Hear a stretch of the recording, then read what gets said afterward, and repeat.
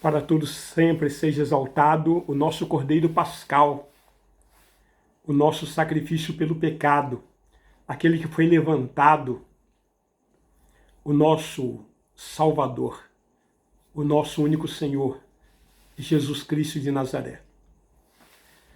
Amados, estamos em mais uma aula do Instituto Superior Formação de Guerreiros, cujo tema é Posição em Cristo na sua primeira edição, e a abordagem vamos falar um pouco sobre a Páscoa. Um assunto tão pertinente a essa data que estamos vivendo. Em 1 João capítulo 2, versículo 15 ao 17, está escrito: não ameis o mundo, nem as coisas que há no mundo. Se alguém amar o mundo, o amor do Pai não está nele. Porque tudo que há no mundo, a concupiscência da carne, a concupiscência dos olhos e a soberba da vida, não procede do Pai, mas procede do mundo. Ora, o mundo passa, bem como a sua concupiscência. Aquele, porém, que faz a vontade de Deus, permanece eternamente. Eu sou o Bispo Antônio Oliveira, seu amigo de estudo da Palavra de Deus. Vamos falar um pouco sobre as origens da Páscoa. A festa da Páscoa só perde em popularidade para o Natal. É uma festa judaica. Em inglês é a palavra Passover, que significa passar por cima. Amados, os cristãos, em rigor, não devem comemorar Páscoa, pois esta é uma comemoração judaica. Crendices e superstições do povo, sincretismo, é trazer para dentro do cristianismo práticas e até mesmo trazer símbolos do Velho Testamento, como a arca, como o candelabro e vários outros símbolos, para legitimar a heresia a que acaba contaminando o culto ao nosso Deus. Então, comemoradas tanto nas igrejas cristãs quanto evangélicas, é importante considerar que existe uma falsa Páscoa, como existe também uma verdadeira Páscoa.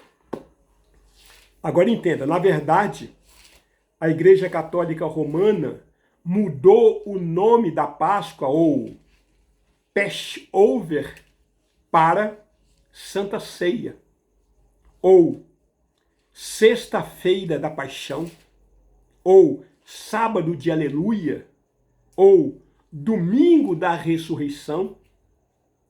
Eles deram aí outras nomenclaturas que são seguidas pelo resto do mundo religioso cristão, principalmente e infelizmente pelos evangélicos, os protestantes, e segue também as chamadas seitas, Testemunhas de Jeová, Mórmons, os Adventistas.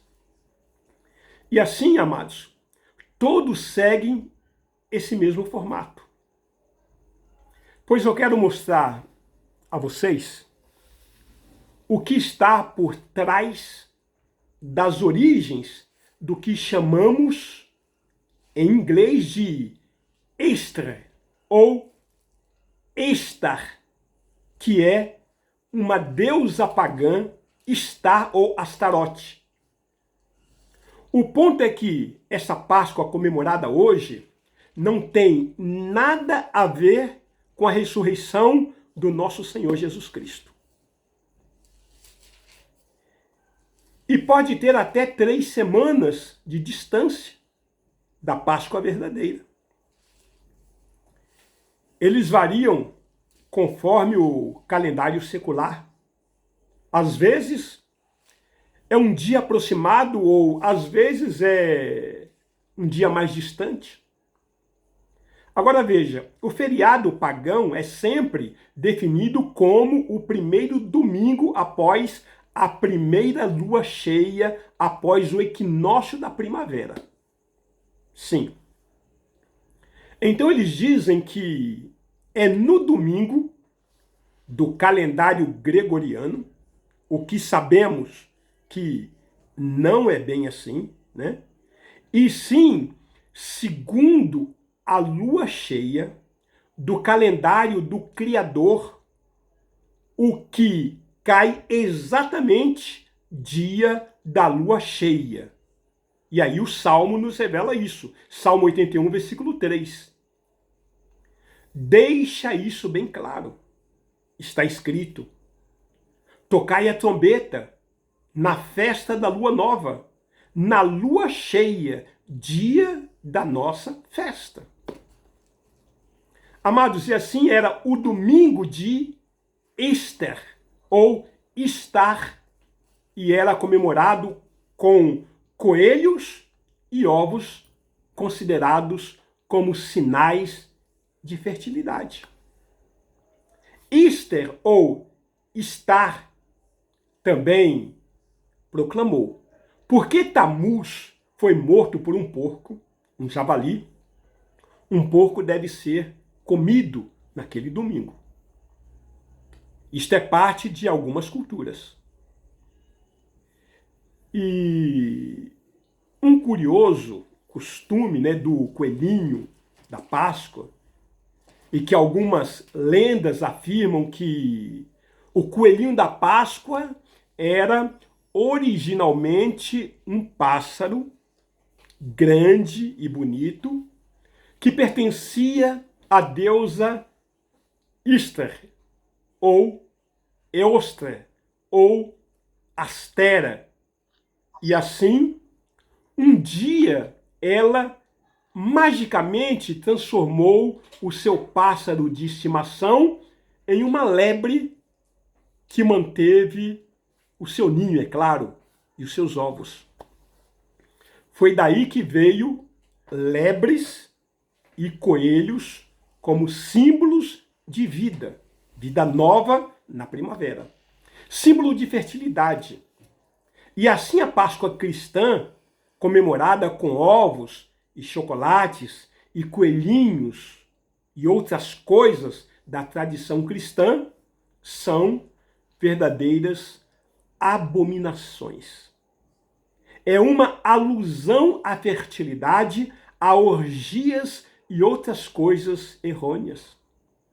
Veja que o profeta Daniel, no capítulo 7, versículo 25, nos revela: proferirá palavras contra o Altíssimo, magoará os santos do Altíssimo e cuidará em mudar os tempos e a lei. Veja, mudar os tempos e a lei. E os santos lhe serão entregues nas mãos por um tempo, 2 tempos e metade de um tempo. Queridos, a origem da Páscoa é pagã. Enquanto a igreja diz que o domingo de Páscoa é o dia em que Jesus Cristo ressuscitou depois de ter morrido na Sexta-feira Santa, as origens do domingo de Páscoa são mais antigas do que o próprio cristianismo. Você sabia disso? E a história da Páscoa remonta às práticas pagãs dos germânicos, povos da Europa. A palavra Páscoa originou-se do inglês antigo saxão, né? Ester, deusa do amanhecer dos povos germânicos da Europa, incluindo os ingleses ou anglo-saxões, tendo a religião pagã extinta com o ataque do cristianismo. A verdade é que Pouco se sabe sobre a deusa Istra ou Eostre, inglês antigo nortumbriano, nortumbriano, além do que ela era a deusa da luz, como ecoa o significado do seu nome, brilhar. Há, no entanto, uma deusa adorada em quase todo o Oriente Próximo, cujo nome soa peculiarmente como o de Estre ou Estre, que é estar, também conhecida como Astarote. É a Astarte, rainha dos céus, a deusa pagã do amor e da beleza. Foi por esta deusa que os israelitas se encontraram em apostasia contra o Criador, o Eterno de Israel, e se opuseram contra o profeta Elias. Amados, tudo isso é histórico. Eles não tiram essa Páscoa cristã do hebraico Passover, e sim exatamente das tradições germânicas.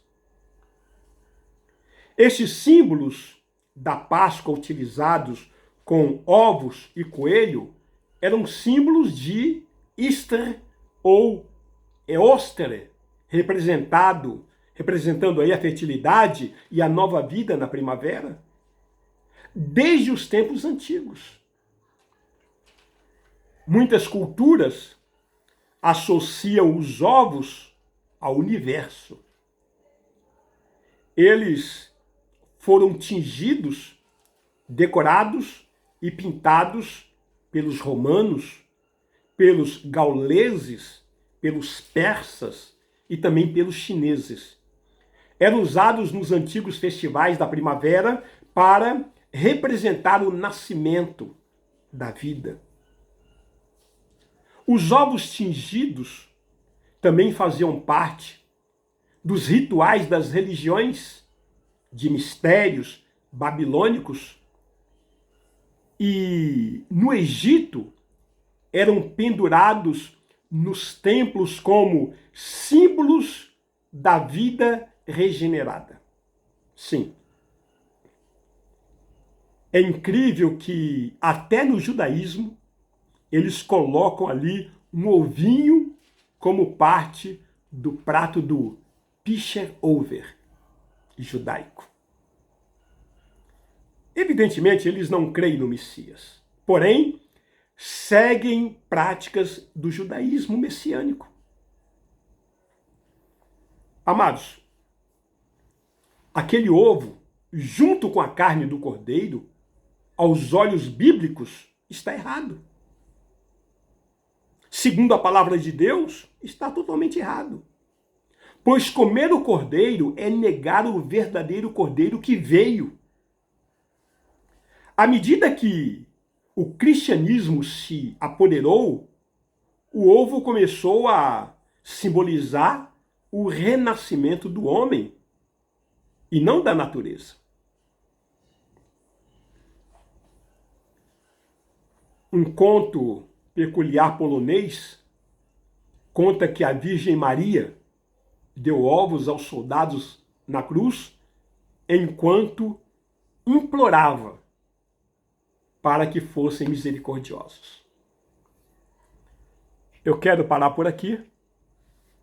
Daremos continuidade a partir desse ponto na nossa próxima ministração, e que o Senhor te abençoe e te guarde de toda essa malignidade, de todo esse engano que está estabelecido na terra dos viventes e que, infelizmente, nós herdamos isso da família, dos religiosos, da cultura. E como é desafiador tirar isso da nossa vida cotidiana.